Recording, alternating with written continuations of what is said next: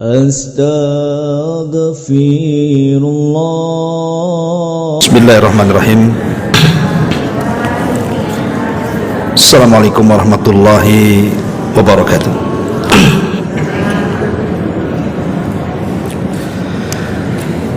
Alhamdulillah wassalatu wassalamu ala rasulillah wa ala alihi wa sahbihi wa mawalah wa la hawla wa la quwata illa billahi wa ba'du. Alhamdulillah, segala puja dan puji hanya milik Allah subhanahu wa ta'ala. Salawat dan juga salam kita hadiahkan kepada Rasul kita Nabi besar Muhammad sallallahu alaihi wa ala alihi wasallam. Kita lanjutkan kajian kita, masih membahas kitab 175 Jalan Menuju Sorga karena karya Naib bin Mamduh Al-Usud, dan kita masuk pada poin yang ke-8 pada halaman ke-50. Orang yang ingin diselamatkan dari api neraka. Kita baca hadisnya baru kita jelaskan. Di sini Rasulullah sallallahu alaihi wasallam bersabda, "Man qala hina yusbih, Allahumma inni asbahtu ushiduka wa ushidu hamalata arshika wa malaikataka wa jami'a khalqika annaka antallah la ilaha illa anta wahdaka la syarika lak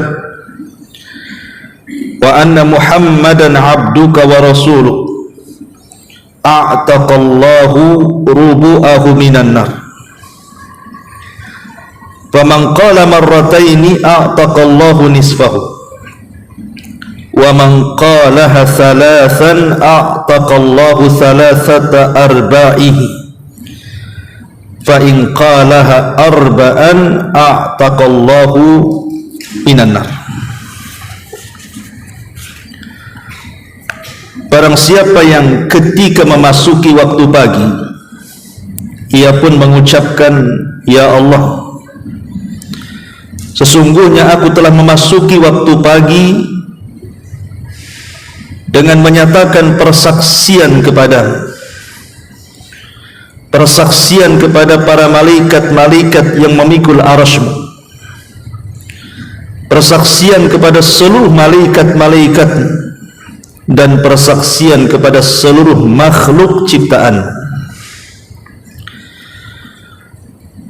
bahwasannya Engkau adalah Allah, zat yang disembah.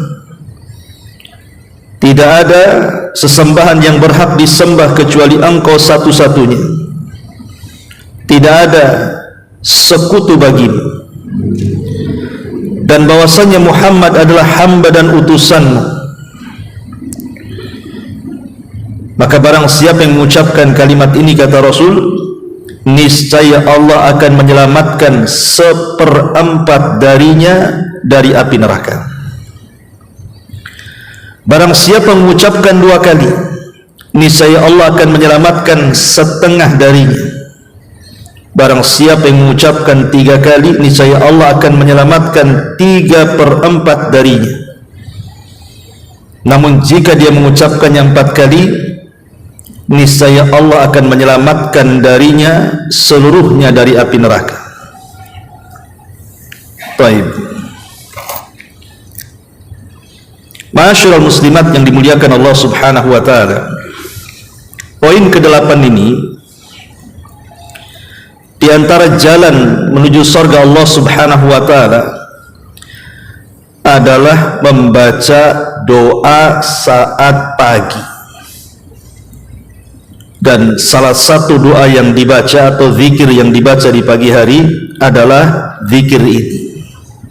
Ini yang disebut dengan zikir pagi petang namanya. Lah salah satu zikir pagi petang inilah yang diajarkan Nabi sallallahu alaihi wasallam.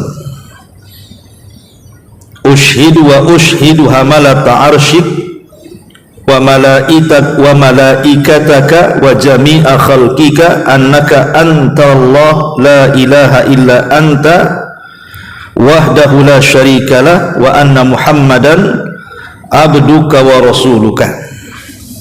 Ini pendek dan mudah dihafal insyaallah. Baik. Ada sebuah ayat dalam Al-Qur'anul Karim di mana Allah Subhanahu wa taala ketika menyebutkan kebahagiaan orang-orang yang beriman saat menjelang kematiannya. Di antara seruan yang diseru malaikat kepada orang yang sedang naza, yang sedang sakaratul maut itu, apa seruannya? Ya ayyatuhan nafsul mutmainnah irji'i ila rabbiki radiyatan mardiyah. Wahai jiwa yang tenang, keluarlah kepada keridhaan Allah Subhanahu wa taala, dan dia pun akan mendapatkan redha dari Allah Subhanahu wa taala. Sebagian ahli tafsir mengatakan,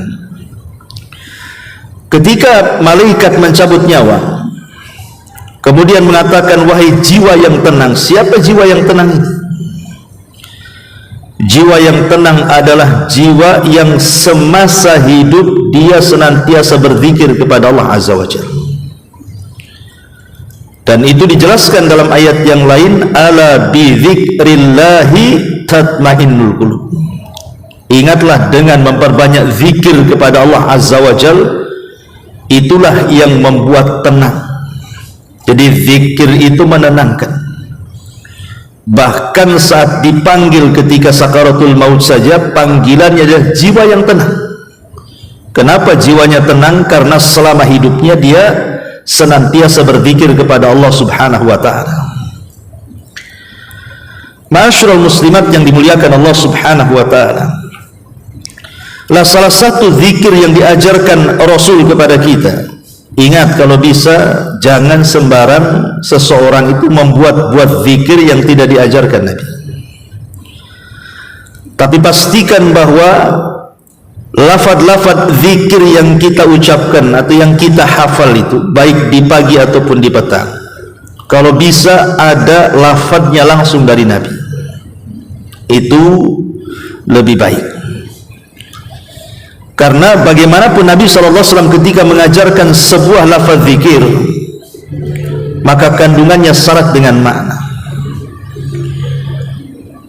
Makanya kalau bisa kita hafal zikir pagi dan petang ini karena manfaatnya banyak.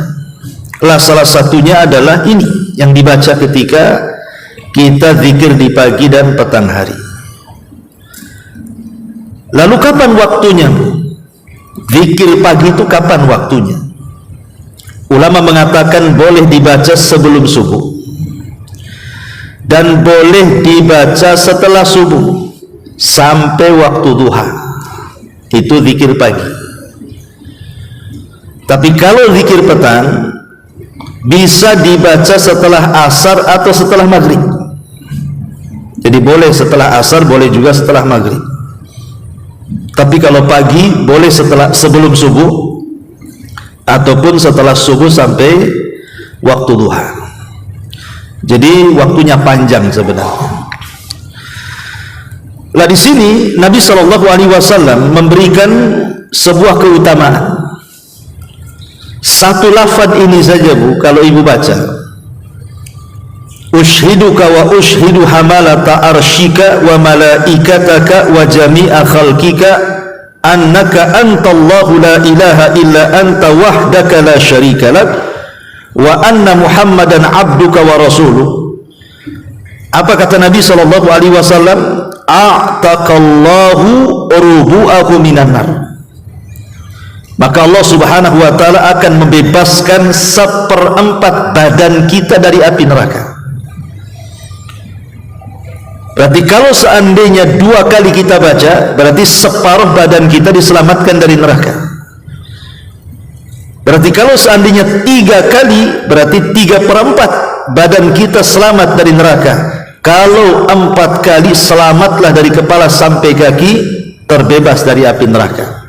Kan enak, baca 4 kali saja, 1 badan kita sudah diselamatkan. Kalau 1 kali kan 1/4, kemudian 2 kali separuh, kemudian 3 kali 3/4. Kalau 4 kali, berarti semua badan kita terselamatkan dari api neraka. Lihat bagaimana rahmat Allah subhanahu wa ta'ala kepada kita.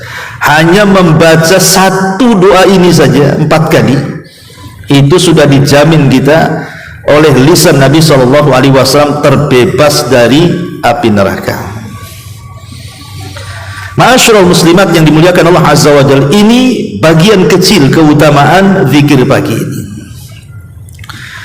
Baik, kita akan bentangkan sedikit keutamaan yang lebih daripada itu yang dijelaskan oleh para ulama. Para ulama mengatakan bahwa di antara keutamaan atau rahasia zikir pagi itu,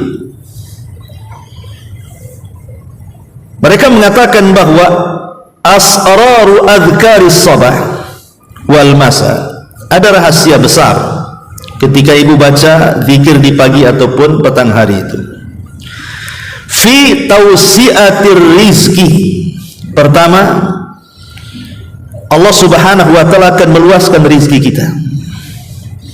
Orang yang suka mendawamkan zikir pagi petang, itu salah satu keutamaannya adalah meluaskan rizki. Siapa sih di antara kita yang ingin diluaskan rizki? Semua kita ingin diluaskan rizki. Dan rizki itu bukan hanya terbatas harta saja. Ustaz, saya sudah zikir pagi, ya penghasilannya segini-gini aja, suami saya juga segini-gini saja, kok tak tambah-tambah ya? Ini sudah 10 tahun saya baca ini masih ngontrak saja ini, kok tak punya rumah sendiri? Itu karena kita memahami rizki itu hanya sebatas harta saja. Padahal rizki yang paling besar adalah bukan di harta, tetapi di ketenangan hati itu.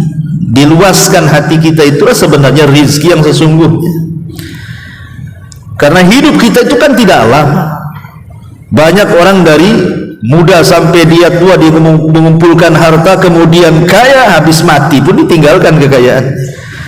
Belum lagi selama hidup dia tidak tenang hidupnya kan. Tapi banyak orang-orang yang ya kondisinya sih tidak terlalu kaya, pas-pasan lah hidupnya, tetapi hatinya luas, makanya luas segalanya. Dan itu salah satunya adalah dengan zikir pagi. Kemudian juga wal khuruju minadh-dziki wal karbi, dengan memperbanyak zikir pagi dan petang itu, maka setiap zik itu kesempitan dada.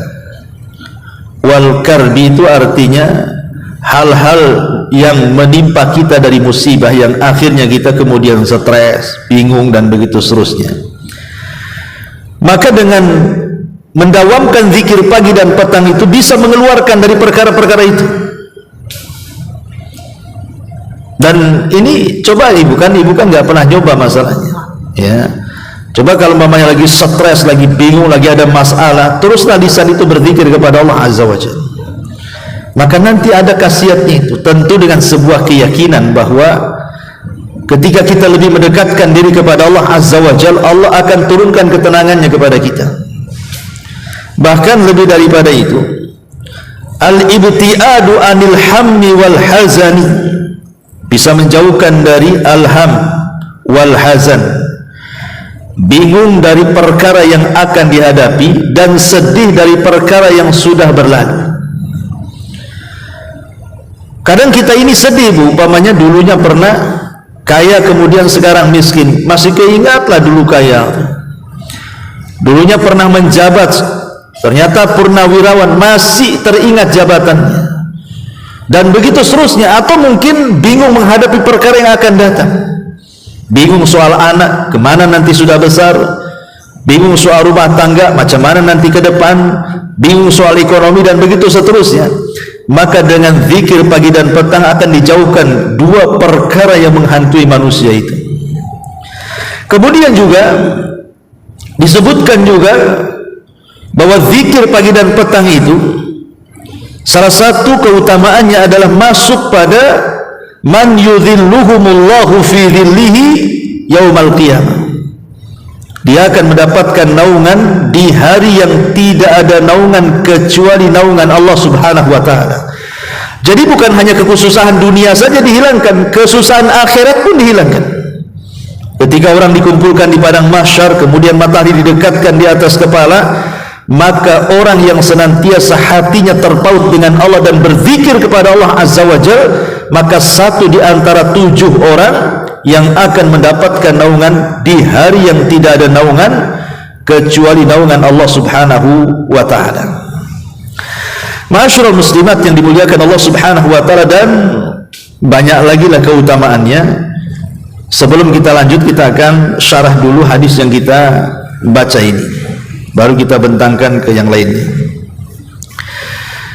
Di sini kata para ulama, di sini ada lafaz ushiduka, aku bersaksi kepadamu ya Allah. Wa ushidu hamalata arsyika, dan aku bersaksi juga kepada para malaikat-malaikat yang memikul arsy-Mu. Dan aku bersaksi juga dengan seluruh malaikat yang Kau ciptakan dan seluruh makhluk yang Kau ciptakan. Apa yang kita saksikan? La annaka antallahu la ilaha illa anta, bahwa Engkau ya Rabb adalah sesembahan yang tidak berhak disembah kecuali Engkau semata. Para ulama mengatakan kalimat ushiduka, aku bersaksi kepadamu, maksudnya adalah hadza al-iqraru bil wahdaniyati. Kalimat ini menunjukkan pengakuan kita tentang keesaan Allah Subhanahu wa taala. Berarti kalau kita mengucapkan kalimat ini di pagi hari, kita ini sedang membuka hari kita dengan tauhid, gitu maksudnya. Jadi ibu kalau baca pagi hari sebelum subuh atau setelah subuh, zikir yang diajarkan ini seolah-olah ibu sedang membuka hari itu dengan tauhid. Dan tidak ada kalimat yang paling afdal diucapkan melebihi kalimat tauhid. Kalau seandainya langit dan bumi ini ditimbang di satu neraca, dan kalimat la ilaha illallah ditimbang di neraca satunya, tentu la ilaha illallah jauh lebih berat dibandingkan langit dan bumi. Artinya ibu sedang membuka pintu sorga dengan kalimat yang memberatkan setiap timbangan amal kita. Kan enak ya. Karena ada orang-orang itu yang ketika di pagi hari dia tidak mau berdoa tuh, tidak mau mentauhidkan Allah Subhanahu wa taala. Yang lebih parahnya kadang-kadang hari-harinya setiap hari dia buka dengan laknat Allah Azza wa Jalla. Seperti orang-orang yang tidak pernah sholat. Coba dia bangun tidak sholat tuh, secara otomatis kalau tidak sholat ya tidak wudu. Kalau tidak wudu ya tidak ada bacaan-bacaan zikir yang dia baca, kan begitu. Kalau seandainya kemudian setiap hari orang ini membuka harinya dengan laknat Allah, nanti kemudian siang juga sama, tidak sholat lagi dilaknat lagi, sore tidak sholat lagi dilaknat lagi, nanti malamnya gitu lagi.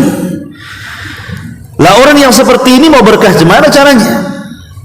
Sementara keberkahan itu datang dari Allah Subhanahu wa taala. Maka orang yang membuka paginya dengan tauhid kepada Allah Azza wa Jalla, dengan berzikir dan juga melaksanakan sholat yang wajib, berarti hakikatnya kita telah membuka pintu berkah langit dan bumi itu, karena membuka harinya dengan tauhid.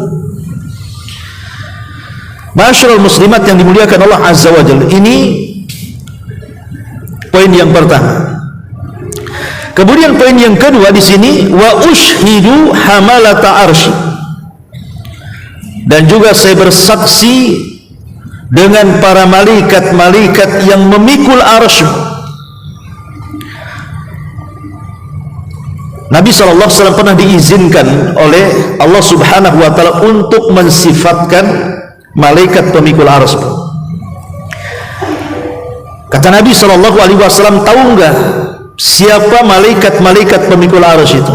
Kata Rasul, badannya itu sangat tinggi menjulang ke langit. Jadi kakinya itu nempel di bumi yang paling rendah. Bumi ini kan 7 lapis tuh ke bawah. Lah kakinya itu di bawah lapisan yang ke-7.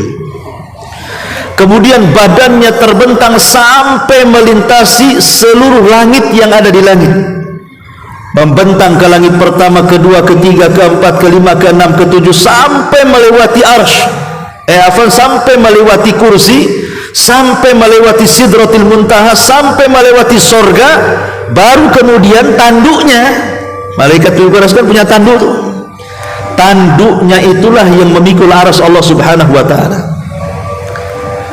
Kalau bukan Nabi yang menceritakan, mungkin kita katakan ini kayak hayalan saja.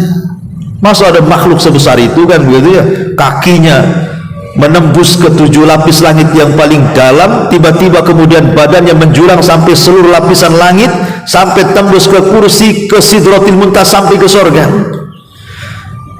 Kayak menghayal jadinya. Tetapi karena yang menghabarkan ini Nabi SAW, salah satu bentuk keimanan kepada Rasul adalah at-tasdiqu bima akhbar. Kita harus membenarkan apapun yang dihabarkan Nabi, masuk di akal atau tidak masuk di akal. Memang gak masuk di akal kan, mana ada makhluk sebesar itu, setinggi itu. Tapi itulah Nabi SAW yang menghabarkan, kita wajib membenarkan. Ada juga yang mengatakan bahwa malaikat hamalatul arsy ini adalah Israfil. Jadi Israfil ini dia punya tugas ganda. Sebelum kiamat maka dia ditugaskan untuk memikul arsy. Tetapi kalau sudah mendekati kiamat, maka Allah Subhanahu wa Ta'ala akan berikan tugas lain berupa meniup sangkakala. Dan para malaikat pemikul arsy ini bukan satu. Allah Subhanahu wa Ta'ala menghabarkan semua jumlahnya ada 8. Ketika Allah Subhanahu wa Ta'ala menciptakan arsy ini belum disanggah oleh malaikat, belum. Jadi Allah ciptakan arsy, baru Allah ciptakan malaikat pemikulnya. Lah para malaikat pemikul arsy ini ditugaskan oleh Allah untuk memikul arsy. Ketika melihat besarnya arsy, malaikat-malaikat ini sempat kurang optimis kalau dia sanggup memikul arsy itu, dan mengatakan, ya Rabb, arsy sebesar ini mana sanggup kami memikulnya, katanya. Karena besarnya arsy Allah itu, ibu bisa bayangkan kalau seandainya langit dengan bumi saja kita bandingkan, ibarat ibu lempar cincin ke padang pasir, cincin itu buminya, padang pasir itu langitnya. Kalau kita gabungkan tuh langit dengan bumi, kemudian kita bandingkan dengan kursi, maka sama dengan cincin dilempar ke padang pasir. Cincin itu langit buminya, padang pasir itu kursinya. Oke lah, kita gabung semuanya, kursinya, sak langitnya, sak buminya, sak planet-planetnya, semuanya kita gabung jadi satu. Dibandingkan dengan arsy Allah Subhanahu wa Ta'ala, maka itu sama dengan cincin dilempar ke padang pasir. Cincin itulah kursinya, langitnya, buminya, galaksinya. Padang pasir itulah arsy-nya. Cemana yang menciptakannya? Allahu Akbar, tentu Allah lebih besar dibandingkan makhluknya kan. Makanya sempat kemudian malaikat-malaikat pemikul arsy saat diciptakan itu enggan untuk memikul arsy. Mana sanggup kami memikul ini, katanya. Tapi Allah Subhanahu wa Ta'ala ajarkan satu doa kepada para malaikat, agar malaikat mengucapkan la haula wala quwwata illa billahil azim. Tidak ada daya dan kekuatan kecuali milik Allah Subhanahu wa Ta'ala. Ketika malaikat membaca la haula wala quwwata illa billah, tiba-tiba muncul kekuatannya, dan sejak itulah malaikat pemikul arsy memikul arsy sampai hari ini, bahkan sampai kiamat dibangkitkan. Dari sini ada faedah, Bu, jangan remehkan kalimat la haula wala quwwata illa billah. Ini kalimat yang bisa memberikan kekuatan kepada badan kita dan juga pikiran kita. Jadi ibu kalau lagi lemes nih kan, mungkin sakit pinggang, sakit apalah, lagi lemes, habis capek gitu, biasakan mengucapkan la haula wala quwata illa billah. Itu bisa menambah kekuatan tuh. Asal yakin ya, yakin kepada Allah subhanahu wa ta'ala bahwa tidak ada daya dan kekuatan kecuali milik Allah subhanahu wa ta'ala. Karena lihat malaikat ini yang tidak sanggup pikul aras ketika mengucapkan kalimat itu jadi kuat dia. Lah kita bersaksi dengan para malaikat yang kuat-kuat yang Allah subhanahu wa ta'ala ciptakan di sini. Kemudian wa malaikatahu, dan seluruh malaikatnya. Ini namanya penyebutan khusus dulu baru umum. Karena kan malaikat arsy kan bagian malaikat juga, disebutkan juga malaikat lainnya, menunjukkan bahwa ada keistimewaan para malaikat pemikul arsy karena disebutkan secara khusus, kemudian baru bicara tentang seluruh malaikat. Wa malaikatahu, dan aku bersaksi kepada seluruh malaikat-malaikat. Kenapa kita bersaksi kepada seluruh malaikat Allah azza wa jalla juga? Karena tidak ada makhluk yang diciptakan yang hanya untuk beribadah kepada Allah kecuali para malaikat. Jadi Allah itu tidak ada kekurangan dari makhluknya yang menyembahnya.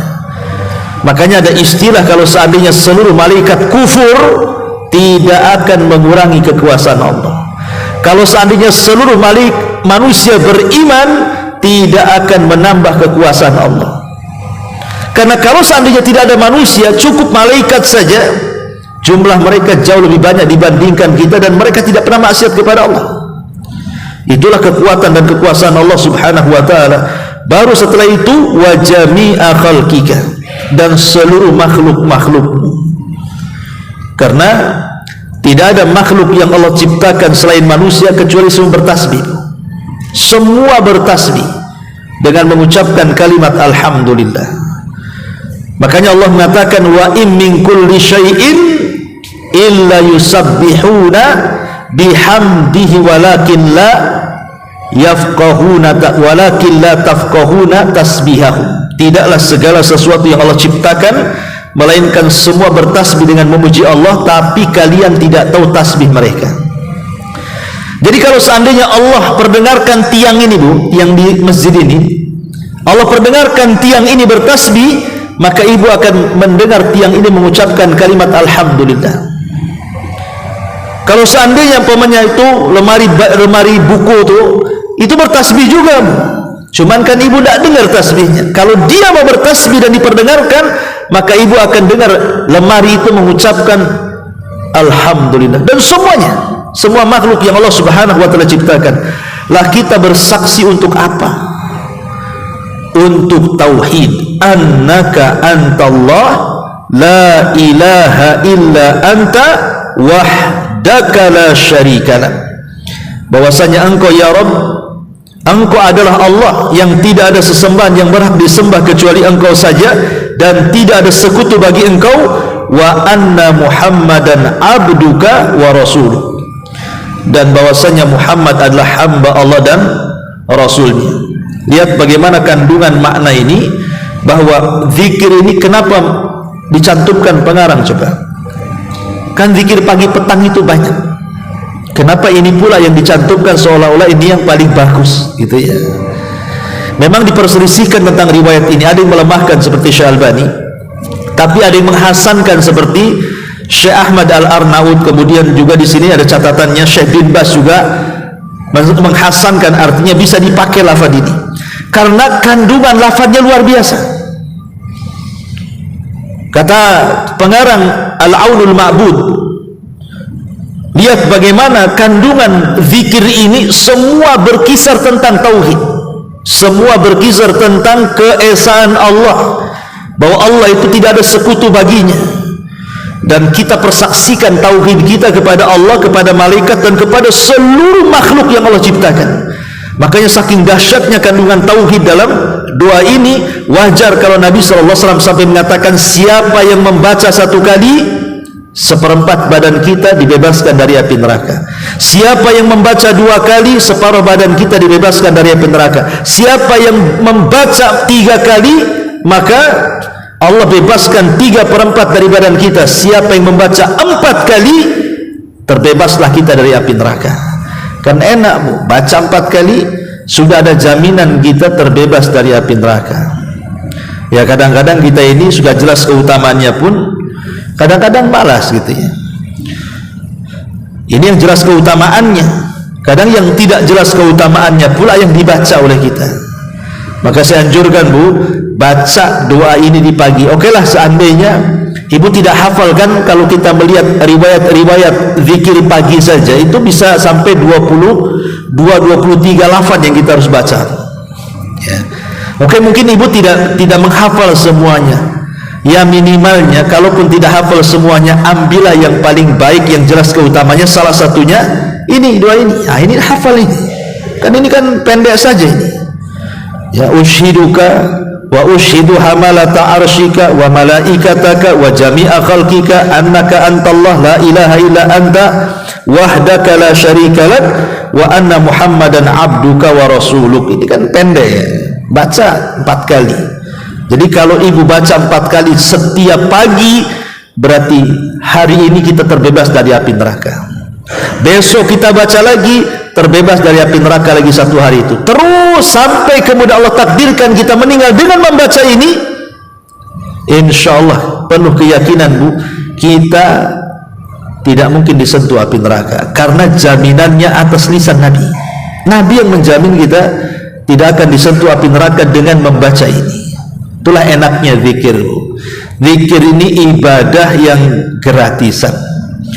Tidak perlu pakai uang. Kalau Ibu mau zakat pakai uang, mau sedekah pakai uang, mau sholat perlu gerakan lagi kan gitu. Mulai dari takbir sampai salam. Mau haji apalagi menggabungkan gerakan dan uang. Sebutkan ibadah semuanya itu pasti ada gerakan yang melelahkan dan ada biaya yang harus dikorbankan. Tapi zikir itu enggak. Zikir ini sudah tidak berbiaya gitu ya. Tidak banyak gerakan badan, cukup lisan saja. Kemudian bisa dilakukan anak kecil, orang dewasa, orang tua, laki-laki, perempuan, anak-anak, semua bisa melakukannya. Dan zikir ini juga tidak ada ruang waktu dan tempat kapanpun kita bisa lakukan, kecuali yang sudah ditentukan waktunya. Seperti memang Rasul mengatakan, apabila Ibu baca di pagi hari zikir ini, berarti kan jelas ada waktunya. Kalau sudah ada waktunya, enaklah kita baca zikir ini, berarti ada keutamaannya. Tapi yang jelas bahwa kalau Ibu membaca doa ini kemudian di pagi hari, maka seolah-olah Ibu membuka hari Ibu dengan tauhid kepada Allah Subhanahu wa ta'ala. Dan kalau itu yang dilakukan, berarti 1 hari itu Allah Subhanahu wa ta'ala pasti akan memberikan berkahnya kepada kita, karena kita mentauhidkan Allah. Ya. Ma'asyiral muslimat yang dimuliakan Allah Subhanahu wa ta'ala. Kemudian juga kalau kita lebih membentangkan lagi tentang keutamaan zikir ini, di antara faedahnya, faedah daripada zikir ini apa sih? Kenapa kemudian zikir yang kita baca ini sangat penting dibaca setiap pagi? Saya ambil ucapan seorang ulama namanya Al-Imam As-Safarini rahimahullahu ta'ala di dalam kitabnya Syarhu Mandhumah Al-Adab. Apa kata beliau? Wal hikmatu fihi iftitahun nahari wa ikhtitamuhu bil adhkari allati 'alaiha al-madar wa hiya mukhul ibadati wa biha tahsulul afiyatu was sa'adatu. Beliau mengatakan, adapun hikmahnya kenapa kita buka dengan zikir ini di pagi hari dan juga kita tutup dengan zikir ini di petang hari, kata beliau, karena zikir itu sendiri adalah mukhul ibadah. Dia adalah jantung daripada ibadah itu sendiri.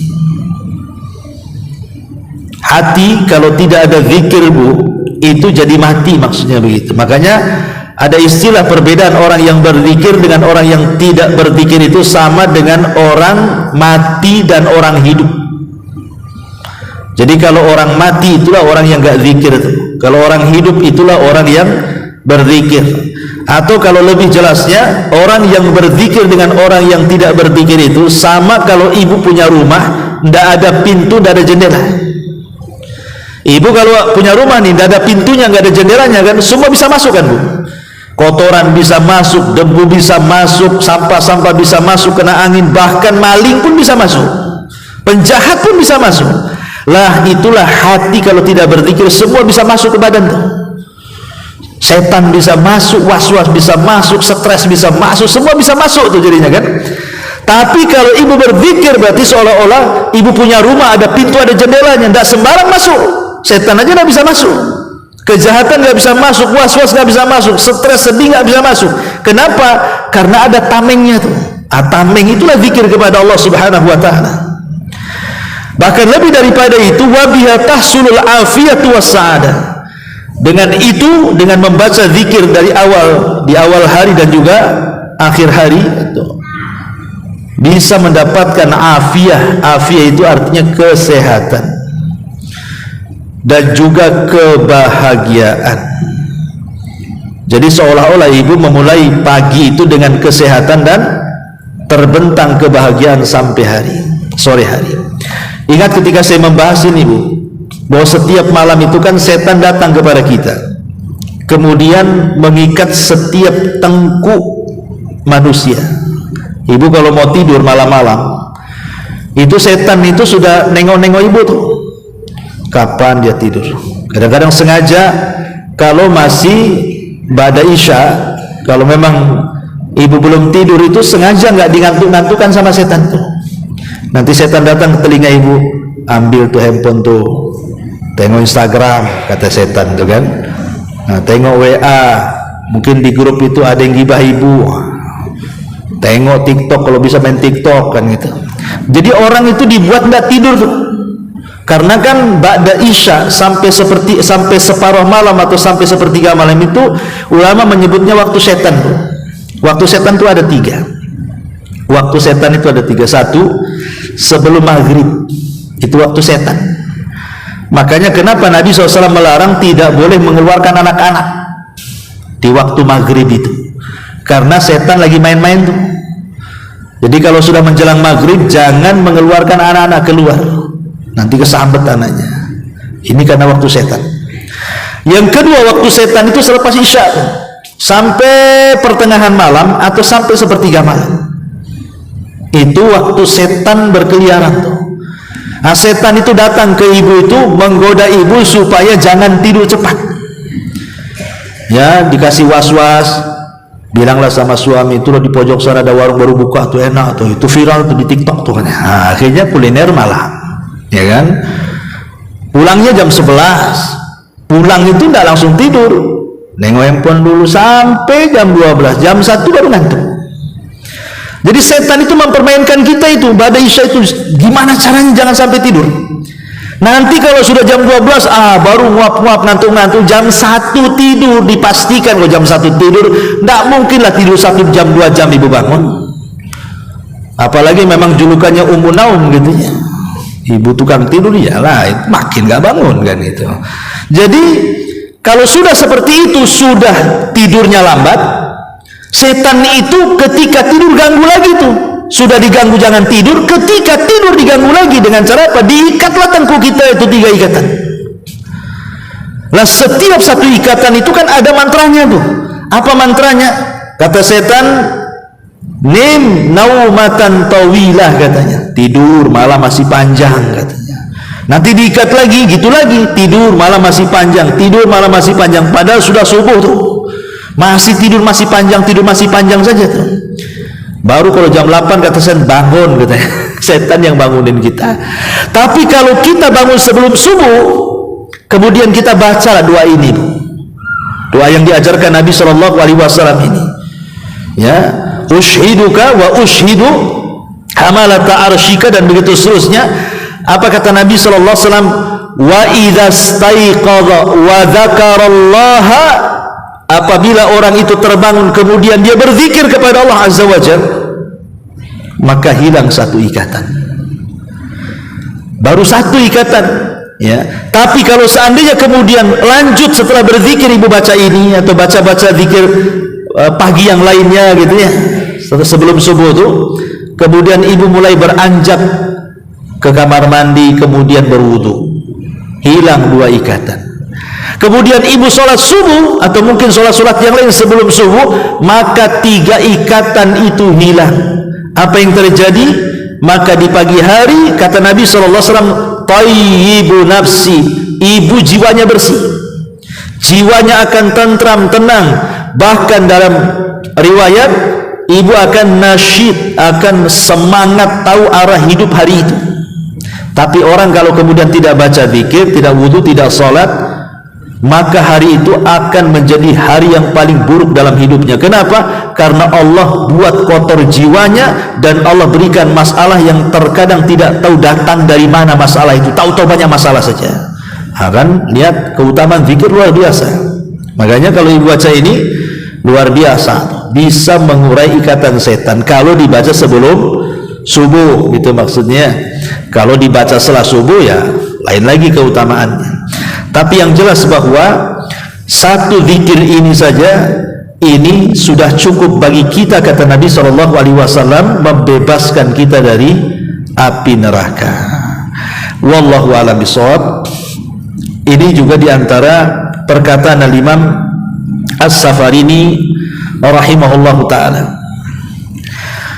Kemudian juga dikatakan oleh para ulama yang lainnya bahwa zikir pagi dan petang ini kasbu ridallahi azza wajal, ibu akan mendapatkan keridhaan Allah azza wajal, ziyadatu quwwatil imani billah, dan akan bertambah kekuatan iman kita kepada Allah, dawamu silati billah, dan akan senantiasa terhubung antara kita dengan Allah subhanahu wa ta'ala, wa dzikrullahi azza wa jalla lil abdi fi mala'il a'la, dan lebih daripada itu nama ibu disebut-sebut di atas langit sana. Jadi kalau ibu ingin terkenal di langit, ingin jadi selebritis langit, banyak-banyak zikir maksudnya. Maka yang memuji kita itu para malaikat di langit sana. Bayangkan Allah menyebut nama kita, kemudian memuji kita, habis itu dipuji oleh seluruh malaikat yang ada di langit. Kita dipuji malaikat Jibril, Mikail, Israfil, dan seluruh malaikat langit. Apa enggak bangga kita itu? Maksudnya enggak yakin sih, itu yang masalahnya. Ya, coba kalau yakin, kita bisa jadi selebritis langit tuh. Hanya cukup membaca zikir saja. Ketika ibu baca zikir ini, nama kita disebut-sebut di langit. Kemudian juga al-hifdzu min syarril insani wal jin, bisa menghilangkan keburukan yang datang dari manusia dan jin. Wa syarri kullil makhluk, bahkan keburukan seluruh makhluk. Dengan berzikir kepada Allah, kita dijauhkan dari keburukan manusia, keburukan jin, dan keburukan seluruh makhluk. Karena Allah subhanahu wa ta'ala menciptakan manusia itu kan tidak semuanya baik. Ibu punya kawan kan, ada yang baik, ada yang tidak baik kan, itu ya. Lah kita berlindung kepada Allah dengan memperbanyak zikir itu, jangan sampai kita mendapatkan keburukan dari kawan yang tidak baik. Karena kawan yang tidak baik ini kadang-kadang hasad, kadang-kadang dengki, kadang-kadang dendam, kadang-kadang punya penyakit di matanya, ain hasad, itulah ain hasad kan. Kita tidak tahu.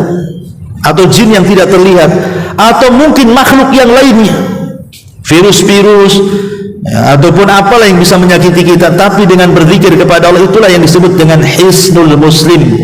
Zikir itu ibarat benteng yang bisa menghalangi kita dari seluruh keburukan.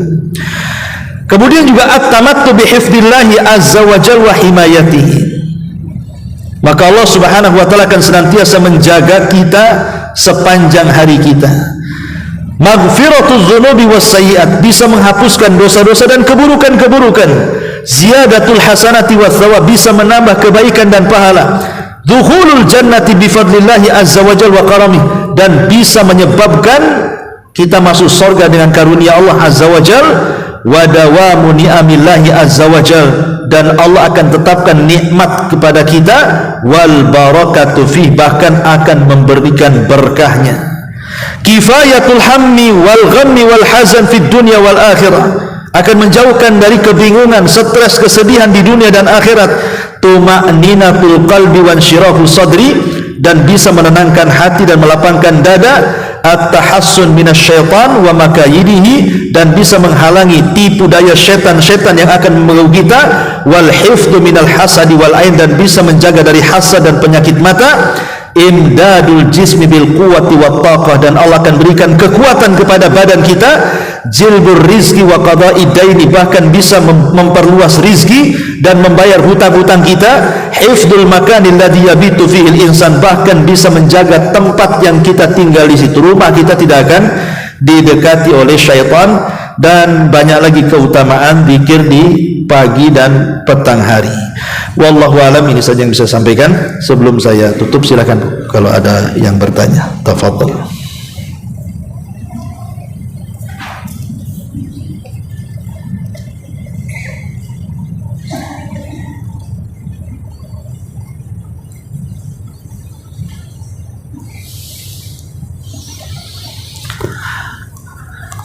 Ada?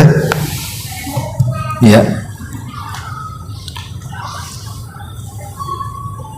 Ada mic-nya?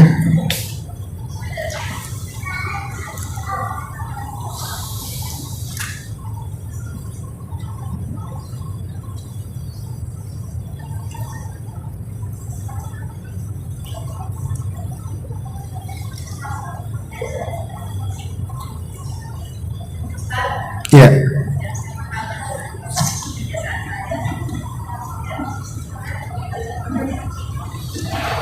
Nggak dengar Bu ya? Coba pakai mic.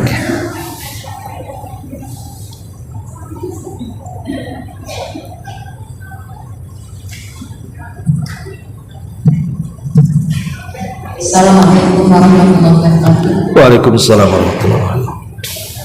Pak Ustaz, yang saya ditanyakan, kebiasaan saya zikir sehabis tahajud itu 1000 kali salawat, dan dari hari Jumat sampai hari Selasa kalau nggak salah selama 1 minggu 1000 itu akan zikirnya berarti sekitar 7 rakaat ya. Lalu ya Allah itu setiap hari Jumat. Dan terus saya zikir itu salawat 1000 kali, Allahumma sholli ala sayyidina Muhammad. Kemudian di hari Selasa sallallahu alaihi Muhammad. Itu sama atau beda? Sedangkan artinya semoga Allah memberi rahmat kepada Nabi kita Muhammad SAW. Dan Allahumma sholli ala sayyidina Muhammad.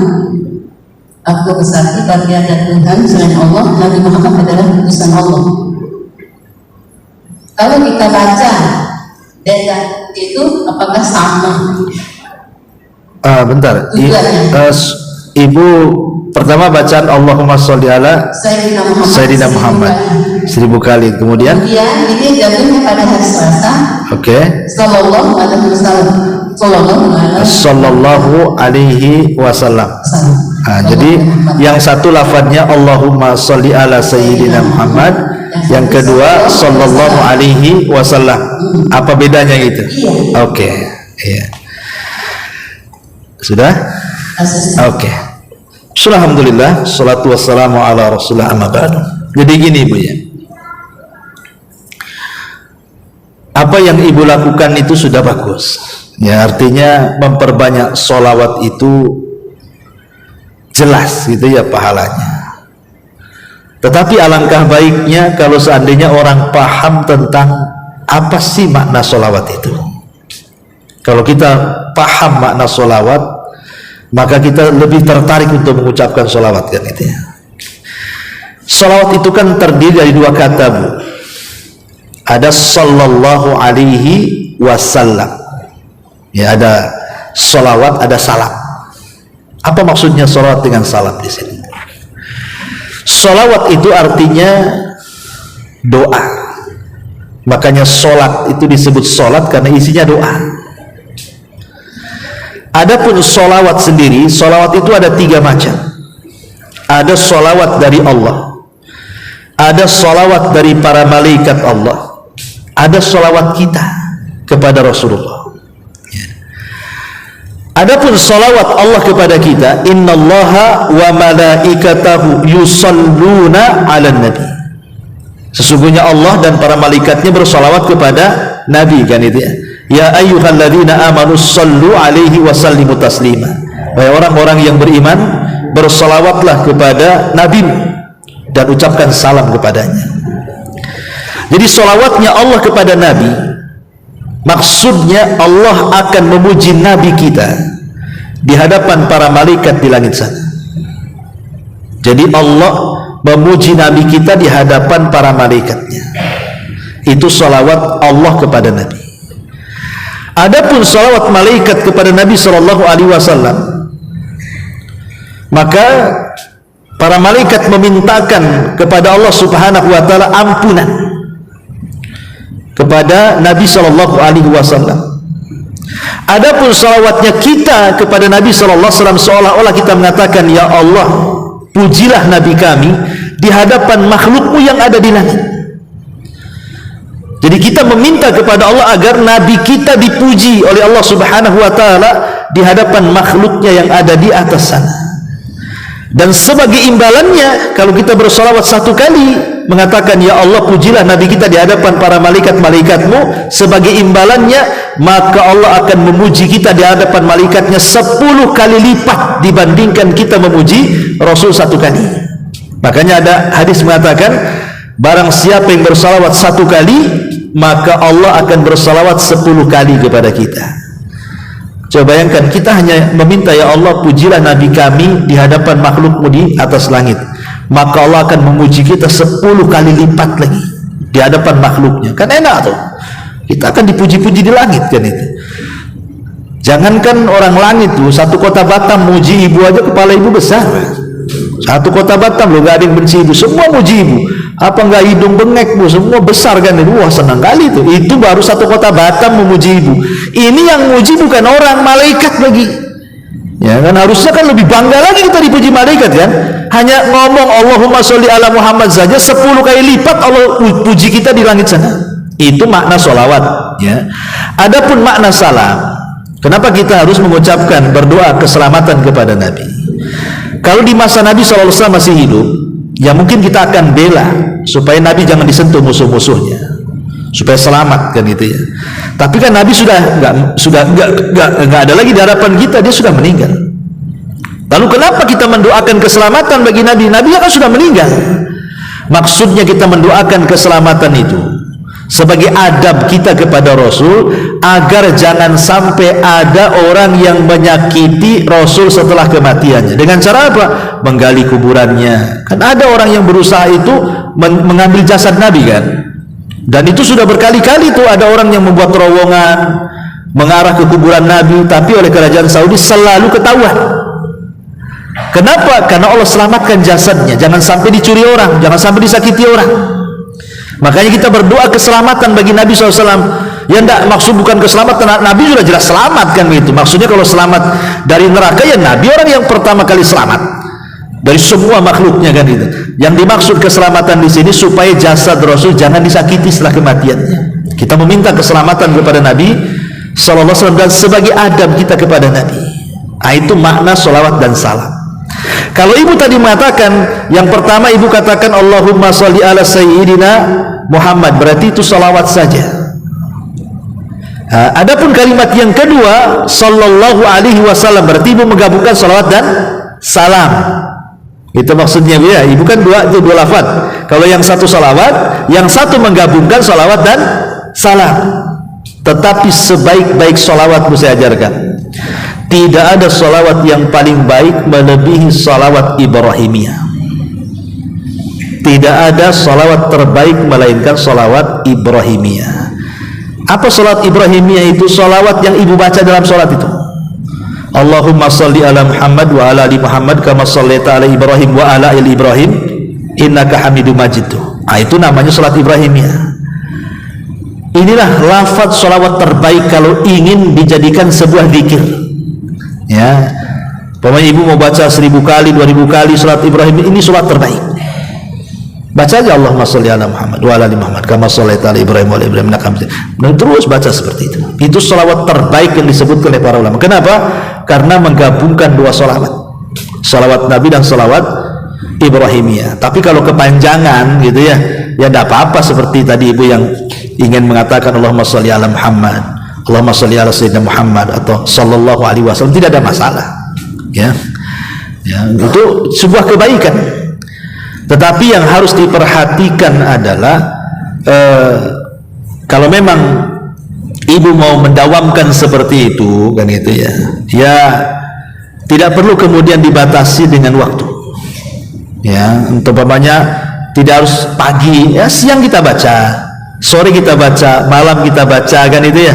Tidak perlu dipatokkan dengan sebuah waktu, karena itu akan lebih baik lagi, karena lisan kita akhirnya menjadi lisan yang suka bersolawat. Nah, kalau dipatokkan dengan waktu ini juga perlu dalil dari Al-Quran dan Sunnah Nabi SAW bahwa jam segini harus baca sekian kali, jam segini harus baca sekian kali, ini kan perlu dalil. Tapi kalau kita kemudian umumkan pokoknya jam berapa saja kita bersolat sebanyak mungkin gitu ya, ya mau 1000 mau ada 1000, kalau kuat maka itu lebih baik lagi. Insya Allah kalau kita banyak bersolawat kepada Nabi SAW, jangan itu pula yang menjadi perantara kita mendapatkan syafaat Nabi sallallahu alaihi wa ala alihi wasallam. Wallahu a'lam bishawab. Ya. Ada lagi? Fadhali.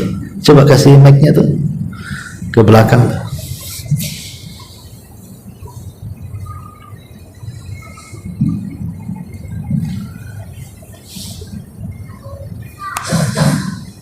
Bismillahirrahmanirrahim. Iya. Assalamualaikum Ustaz. Waalaikumsalam warahmatullahi wabarakatuh. Saya mau bertanya, jadi ada salah satu kerabat kami, misalnya dalam beberapa hal terdapat orang yang sakit, dia mendoakan semoga kamu diberi kesehatan oleh Allah dan Rasulnya, atau misalnya dia berdoa semoga kamu diberikan rezeki oleh Allah dan Rasulnya. Saya ingin bertanya, gimana kabarnya di sini Ustaz? Assalamualaikum. Waalaikumsalam. Ya, alhamdulillah. Sebenarnya tidak perlu membawa-bawa Rasulnya di sini, cukup Allah saja. Karena ada hadis Nabi SAW ketika ada seorang sahabat mengatakan Masya Allahu wa syita, atas kehendak Allah dan engkau. Maka Rasul marah dan mengatakan jangan bawa-bawa aku, cukuplah atas kehendak Allah saja. Jadi kalau seandainya ada orang kena musibah, ya, maka ada doa-doa yang diajarkan Nabi SAW seperti umpamanya mengatakan la ba'sa tahurun insyaallah, kan itu ya, atau syafaqillah, kita doa seperti itu. Ya, syafaqillah, cukup syafaqillah saja, semoga Allah menyembuhkan penyakit. Atau nasihati, berdoalah kepada semoga Allah memberikan ganjaran akan musibah yang menimpaku. Kasih nasihat seperti itu. Jadi sebaiknya tidak membawa-bawa Rasulullah di sini. Cukup semoga Allah menyembuhkan kamu. Kenapa? Dari segi tauhid, jelas kalau dari segi tauhid ya ada sedikit cacat, karena Nabi SAW bukan penyembuh. Penyakit itu datang dari Allah dan Allah yang menyembuhkannya. Nabi SAW juga sakit. Bahkan sebelum meninggalnya dia sakit. Ya. Dan sakitnya itu yang menjadikan dia meninggal mana. Dan Nabi tidak bisa menyembuhkan dirinya sendiri. Makanya Nabi SAW kemudian meruqyah dirinya sendiri dengan membaca muawwidhataini, qul a'udzu birabbil falaq dan qul a'udzu birabbin nas. Kemudian diusapkan ke tempat ia sakit. Jadi dia aja berlindung kepada diri penyakitnya, kan begitu. Sehingga tidak ada yang menyembuhkan penyakit kecuali Allah saja. Cukup kalau ada orang yang sakit ya kita katakan semoga Allah menyembuhkan penyakitmu, la ba'sa tahurun insyaallah syafaqillah, atau apalah doa-doa yang diajarkan Nabi. Syukur-syukur kalau kita ikut meruqyah. Ya, meruqyah dengan doa-doa yang diajarkan Rasul atau ayat-ayat Al-Qur'an, dan kita niatkan ruqyah kita itu untuk penyembuhan saudara kita. Jadi dari segi tauhid ya tidak benar kalau membawa Rasul dalam kesembuhan. Karena Rasul bukan penyembuh. Ya, tidak ada nama Rasul itu Asy-Syafi. Syafi itu nama Allah. Asy-Syafi itu nama Allah. Kalau ibu mempelajari nama-nama dan sifat Allah dari 99 nama disebut dengan Asmaul Husna, maka salah satu nama Allah itu Asy-Syafi, yang menyembuhkan. Dan tidak ada nama Rasul Asy-Syafi. Nama Rasul itu Al-Mahi, Al-Hashir, Al-Aqib, Ahmad, Muhammad. Nah itu betul tuh ya. Ahmad, Muhammad ini satu makna, artinya banyak pujian, orang yang banyak dipuji, Ahmad atau Muhammad. Atau Al-Hashir, yang akan mengumpulkan kelak pada hari kiamat, di tangan dia syafaatul uzma. Al-Mahi, yang menghapus, dengan kedatangan yang menghapus semua agama dan membawa ajaran yang bisa menghapus dosa-dosa kita dengan tauhid. Kemudian Al-Aqib, artinya tidak ada nabi sepeninggalnya, dan tidak ada nama Rasul Asy-Syafi, penyembuh. Asy-Syafi itu hanya Allah Subhanahu wa ta'ala. Maka sebaiknya cukup semoga Allah menyembuhkan kamu saja. Wallahu a'lam. Ya, sampai di sini. Ini sudah hampir siang. Subhanaka bihamdika asyhadu an la ilaha illa anta astaghfiruka wa atubu ilaik. Allahu ta'ala alam. Assalamualaikum.